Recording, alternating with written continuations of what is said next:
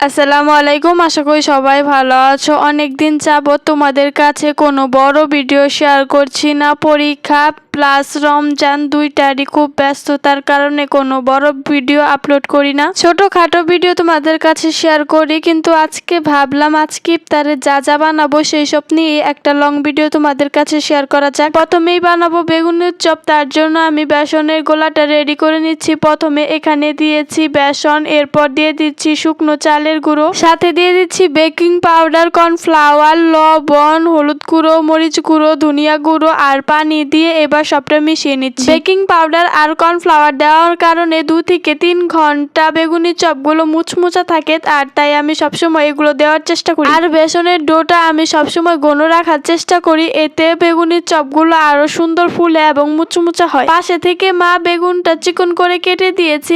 এবার বেসনের মধ্যে বেগুনটা দিয়ে ডুবিয়ে তেলের মধ্যে দিয়ে আমি ভেজে নামিয়ে নেব। দেখবেন কি সুন্দর মচমচা হয় এগুলো। আর লম্বা করে আমি সবসময় বেগুনি ভাজি। বেগুনি ফুলে না, এই ধরনের টিপস অনেকেই দেয় আর বলে যে বেগুন কিভাবে ফুলবে, ফুলে উঠবে, সেই ধরনের টিপস দেওয়ার জন্য। এর আসল টিপস হচ্ছে তেল। যত বেশি তেলে বেগুনি ভাজা হবে তত বেগুনিগুলো ফুলে উঠবে, এটাই হচ্ছে সব থেকে বড় টিপস। তবে বেগুনি ফুলুক আর না ফুলুক এটা নিয়ে আমার কোনো চিন্তা নেই। আমার চিন্তা হচ্ছে বেগুনি মচমচা হয় কিনা আর কতক্ষণ পর্যন্ত বেগুনি মচমচা থাকে। কারণ বেগুনি গরম আর মচমচা তাই ভালো লাগে, নেতিয়ে গেলে সেটা খেতে আর একদমই ভালো লাগে না। এইভাবে করে আমি সবগুলো বেগুনি ভেজে নেব। এরপর আমি আলুর চপ ভাজবো। পাশে থেকে মা আলু সিদ্ধ করে আলু ভর্তা করে আমাকে দিয়েছে। এবার আমি বেসনের মধ্যে চুবিয়ে তেলের মধ্যে দিয়ে দিচ্ছি। তারপর সময় নিয়ে উল্টে পাল্টে ভেজে নামিয়ে নেব। আর তোমরা একটা কথা বলো তো, তোমাদের কার কাছে কোন চপটা খেতে বেশি ভালো লাগে? আলুর চপ, ডিমের চপ, কুমড়ার চপ, টমেটোর চপ, যে চপই বলো না কেন সব থেকে ভালো লাগে বেগুনের চপ। আমরা তো সবাই বেগুনের চপ খাই। প্রতি ইফতারে আমাদের কিছু থাকুক আর না থাকুক বেগুনের চপ চাই। আমি, মা,